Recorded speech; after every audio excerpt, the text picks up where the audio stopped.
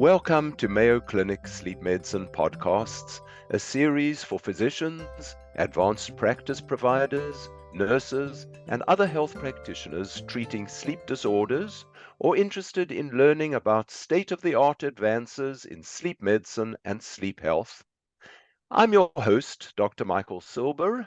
And I'm your co-host, Dr. Maitri Juna.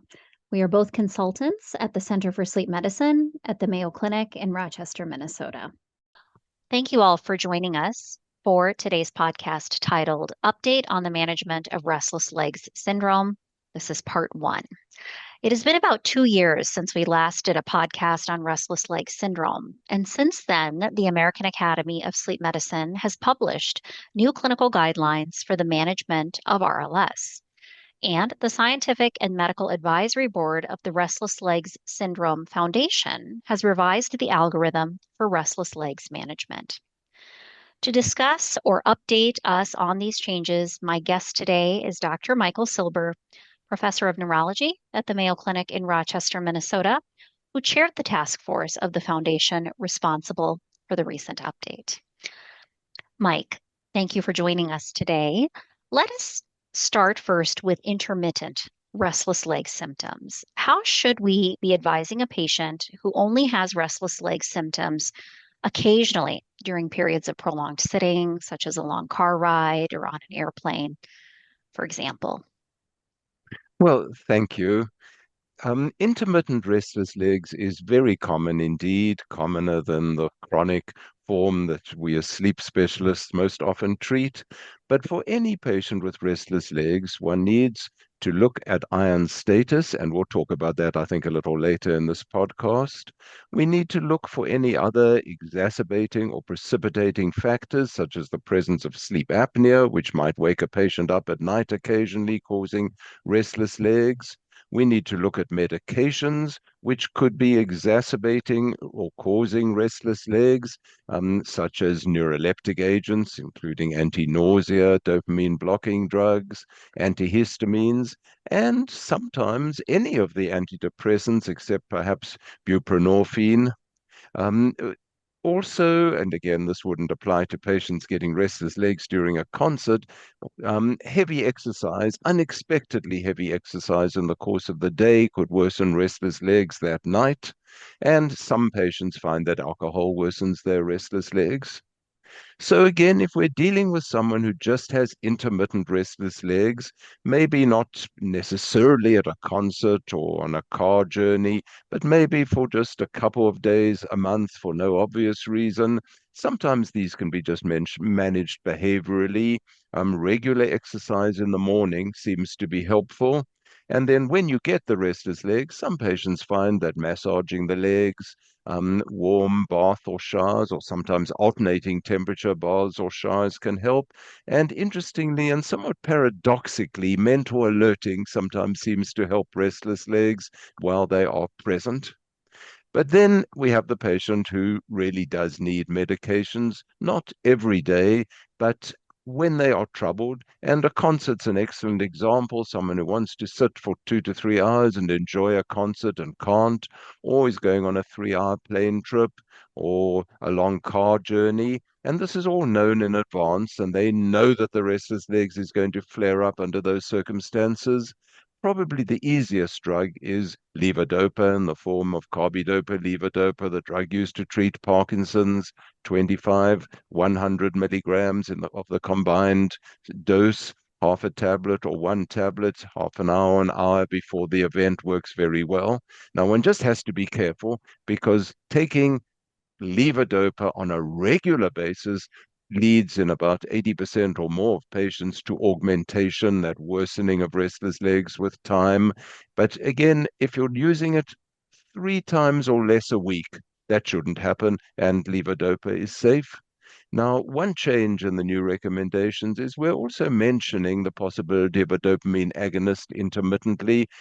Before a plane flight, for instance, one could use a low dose, say, of pramipexole, 0.25 milligrams. just as a once-only dose. But the problem is that for ropinirole and pramipexole, you really have to take it 2 hours before. So you have to be very careful in planning and knowing when it's going to start. So levodopa tends to be an easier option because it can be given closer to the time of the event. For people who don't want to use dopaminergic drugs, a small dose of codeine may work, or a small dose of tramadol for that matter. But again, tramadol can cause augmentation-like symptoms, so not more than 3 times a week. So we can usually help those patients with intermittent restless legs fairly easily. So let's now move on to the more common clinical scenario that sleep specialists might manage, that of chronic persistent restless legs. The new foundation guideline recommends two first-line therapies, both iron and gabapentinoids. I guess we'll start first with iron. How should iron status be evaluated, and how does a provider decide whether they go with oral or intravenous iron? Yes. The first thing to bear in mind is that we are interested in iron stores in the brain and particularly in the basal ganglia and not particularly in the body for the treatment of restless legs. Now, there are some experimental ways of measuring iron stores in the basal ganglia with specialized MRIs or transcranial Doppler, but these have not been incorporated into clinical practice. So we are left with measures of systemic iron as surrogate markers of what's going on in the brain. And we know that they are not particularly good at estimating what's happening in the brain. One can have an entirely normal serum ferritin concentration and still have a low CSF ferritin concentration. Again, we don't measure that, or low iron stores in the brain. So when we think of ferritin, which is sort of our standard way of estimating iron stores in restless legs, it's not particularly helpful because it doesn't tell us what's going on in the brain. Second, it is an acute phase reactant. So patients who have chronic inflammation, have active malignancy, may have a raised serum ferritin that's falsely high. So that's a second problem.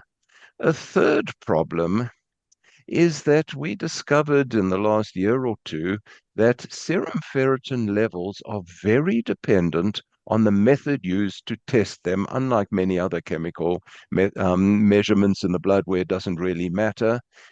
We discovered this when Mayo changed its method from what was called the Beckman method to the Roche method. And even though the different methods correlated beautifully, the ranges were different.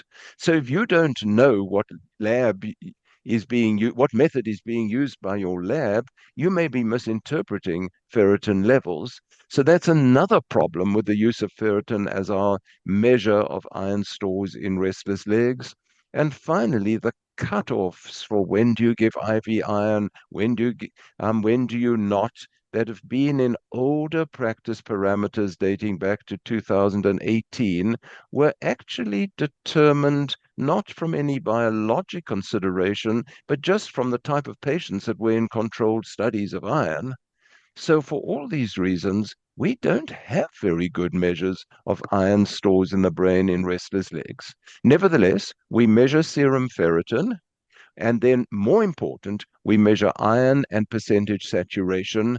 In other words, total iron binding capacity, and calculate the transferrin saturation, because that gives us a better measure of something we are interested in, and that is the risk of overloading the liver with iron.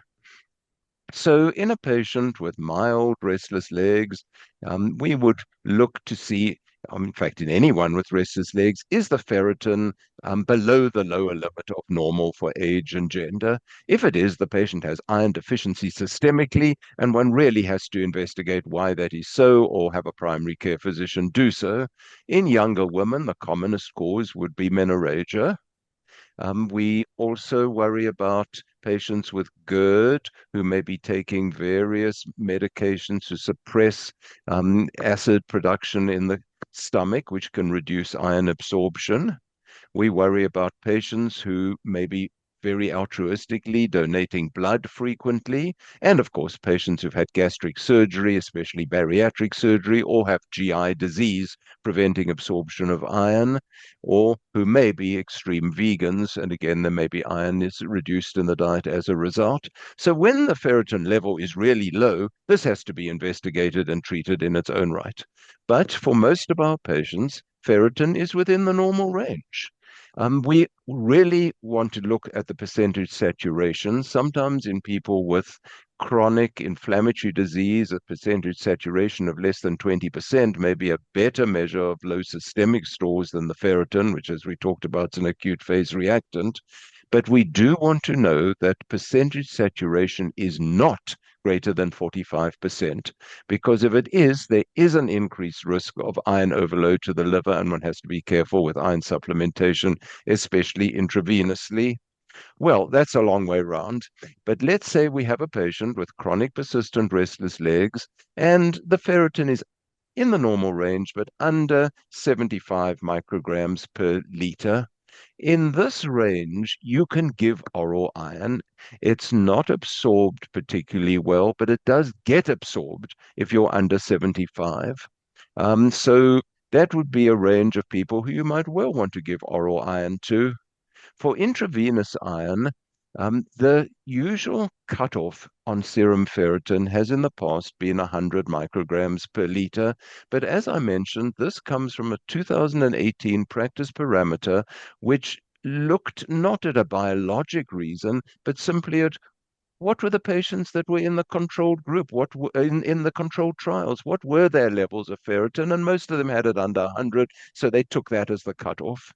Now, there have been two recent studies, one that I was involved with in collaboration with colleagues in Madrid, that looked at patients who were given intravenous iron with serum ferritin between 100 and 300, and it was just as effective as those who had serum ferritin under 100, and the risk of iron overload seemed to be minimal.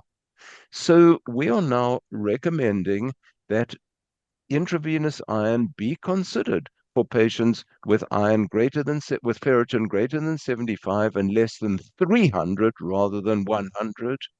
Now, for those who read the ASM recent clinical guidelines in detail, you'll note they stick to the 2018 cutoff of 100. The reason may be, I wasn't on that task force, but the reason may be that they only reviewed the literature up to 2023 in producing this guideline, whereas these new articles were published subsequently. So we feel comfortable changing that recommendation and broadening the group of patients who might benefit from intravenous iron. Um, so that's broadly how we think about it, and we can talk in a little more detail in a moment. Now, many providers are unfamiliar with the use of intravenous iron. Is there a particular formulation that's preferred over another, Mike? And what are the risks that one should be aware of or precautions that one should take when administering intravenous iron? Okay, so when would you consider intravenous iron? Clearly, as I said, ferritin should be under 300 and percentage saturation below 45. Then we look at a number of other things. If it's under 75, we consider oral iron. So if oral iron has been poorly tolerated or is contraindicated because of previous surgery, if you've given oral iron, say, for 3 months and the ferritin hasn't budged because it's not well absorbed, or if you really have severe restless legs, and that's the sort of population I see most often, that I want to rapidly increase iron, we wouldn't even waste time with oral iron, even if the ferritin is under 75, and we'd go straight to IV iron. On the other hand, if the ferritin is above 75, then we really know iron is not going to be absorbed well, and then we would go straight to IV iron for most patients with chronic persistent restless legs who are being troubled several times a week by severe restless legs. What would we give? Well, we want to give a form of IV iron that has a carbohydrate moiety which dissociates slowly from the iron. For instance, iron sucrose dissociates very fast, and the iron is rapidly taken up by red cells and by the liver and doesn't cross much into the brain at all. You've got to give multiple infusions. There are a number of forms of iron that do fulfill this criterion of slow dissociation. The one that has been studied the most is ferricarboxymaltose. The controlled trials have been largely on ferricarboxymaltose, so we've got the most data. The problem with ferricarboxymaltose is first, it's expensive, which is a serious concern. And second, a certain percentage of patients will get hypophosphatemia following infusion with ferricarboxymaltose. In adults, that may be as high as 40 to 70%. In children, less than 20%. Now, generally, this doesn't seem to be of much clinical significance after a single infusion. But with repeated infusions, especially if the total dose goes to 6 grams or more, which would be quite a lot of repeated infusions, especially in the setting not of normal ferritin, like most of our patients with restless legs have, but of real iron deficiency anemia, say from ongoing GI blood loss. Some of those patients have developed osteomalacia with microfractures and muscle weakness. So we just need to be aware of it, though it generally is not a problem clinically in our patients. The alternative is low molecular weight iron dextran. This is much, much cheaper than ferricarboxymaltose, but they're only open label studies. They aren't proper controlled trials of this drug. Nevertheless, we use it quite a bit. Because the old high molecular weight iron dextran that's no longer available had a higher rate of anaphylactic reactions. We do give a test dose first, though I'm not at all sure that's necessary. We don't do that for ferricarboxymaltose, and we infuse it slowly over about an hour rather than 15 minutes. Now, ferricarboxymaltose, in the US, it's recommended we give 2 infusions, 750 milligrams each at 2-week intervals, but in Europe, it's given as a single dose of 1,000 milligrams or so. So that certainly can be done in the US as well. Iron dextran is also a single dose, but again, over about an hour. The third one, which I have no experience with, but also dissociates slowly, is ferumoxetal. The one issue with ferumoxetal is apparently it interferes with MRI contrast studies for at least a month and maybe longer after you give it. So that's a downside. So usually at Mayo, we use either ferricarboxymaltose or low molecular weight iron dextran. The risk of an anaphylactic reaction with any IV iron has been estimated as 1 in 200,000. So it really is a low risk. Nevertheless, we warn patients and recommend that the infusions always be given in a place where resuscitation is possible. We use our infusion center. Minor reactions can happen with IV iron, just tinglings and strange feelings, but that's not an allergic reaction of any significance. So, how effective is intravenous iron in the management of these symptoms, Mike? And can you tell us a little bit about how you would follow a patient that's received an intravenous iron infusion and in particular, repeated iron infusions and with ferric carboxymaltose, for example? Do you need to follow, you know, and look for hypophosphatemia? Maybe if you could comment on that as well. Yes. Studies have suggested that intravenous iron in patients who have normal serum ferritin, normal systemic stores, is perhaps 37 to 59% effective. I think 50% is a good ballpark figure. So I tell patients, there's a 50% chance this will have no effect at all. And strangely, the effect is sometimes delayed as long as 6 weeks.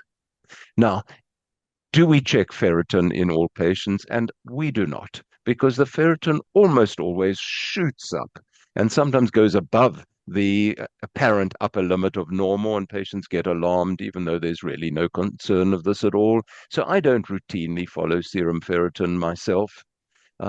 If it works, and then there's a recurrence of restless legs at least 3 months and preferably 6 months later, we recheck the values. And if serum ferritin's has dropped to under 300 and percentage saturation's under 45, we'll give another infusion. Now, monitoring of phosphate is controversial. We don't routinely do it, but I think it would be reasonable in someone in whom you're giving repeated infusions of ferric carboxymaltose, certainly perhaps before the third infusion and maybe before the second, just to see the level. But this is not an absolute requirement at the moment, but it certainly is something one might want to do. So now let's shift gears and move on to gabapentinoids.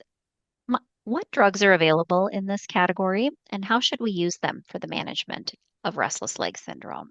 So another real change here is we are no longer putting the dopamine agonists at all into first-line therapy. So if iron isn't working, first line or isn't indicated, first-line therapy would be the gabapentinoids. Sometimes people ask, should you wait 6 weeks to see if iron's going to work or introduce a drug at the same time? It depends how severe the restless legs are and how rapidly the patient wants to try achieve benefit. Obviously, we prefer to do one thing at a time.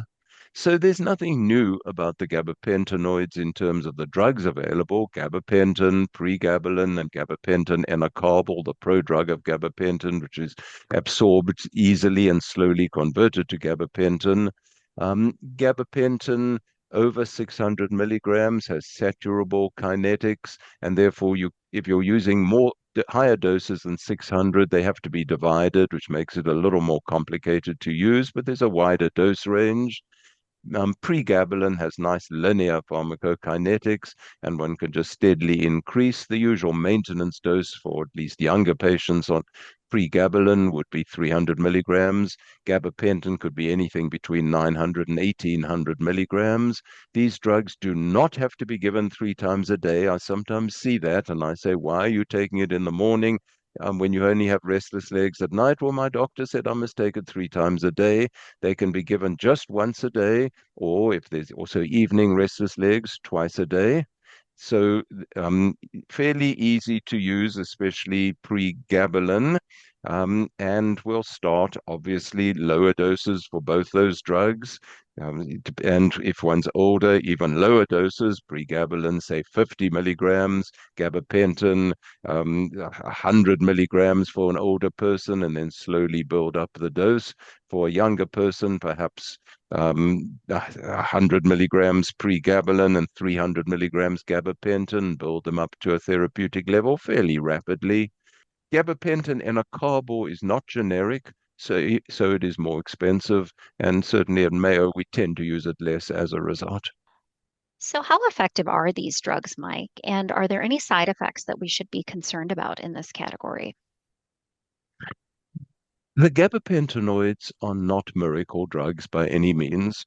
Controlled trials show, and meta-analyses of multiple trials have shown an effectiveness of about 70%. So 30% of patients may not benefit at all. And some patients do not tolerate the drugs. There are side effects. Um, Common ones are a strange sense of mental fogging, drowsiness, dizziness and unsteadiness, and risk of falls. Weight gain is not as common as people think. 20% of patients will gain weight, but for them, it may be significant. Depression can be worsened. Rare to precipitate depression in someone who's never had it before, but in patients with a background of depression, that may be a concern. There has been some concern the drugs may have a dependence element. Most studies have suggested that the only real risk factor for that is a previous history of opioid dependency. If you don't have that, the risk really is minimal. There's also been some concern that the drugs can cause respiratory depression. I think that's not a concern unless the patient has already respiratory failure from, say, COPD or other causes. And then there have been some recent studies, these big insurance database studies, suggesting possibly a relationship to incident dementia. Of the 3 studies, 2 suggested it, 1 did not. And they're all the cautions of these studies. Is the diagnosis correct? Have all comorbidities have been considered? Is it reverse causation? Is the disease for which you're treating the patient, the initial manifestation, multiple cautions. And the general consensus is that this is not a cause for concern at present, and we'll need much better studies before we are concerned. But this is in the literature. Some patients have read this, and I think we do have to just mention it. Mike, thanks so much for sharing your expertise today. And to our listeners, thank you for joining us. In our next podcast, Dr. Silber will plan to discuss second-line therapies for restless leg syndrome, such as opioids, dopamine agonists, and neurostimulation treatments. We hope you enjoyed this podcast. If so, please tune in again through wherever you receive your podcasts as we discuss further topics in sleep medicine and sleep health. Thank you.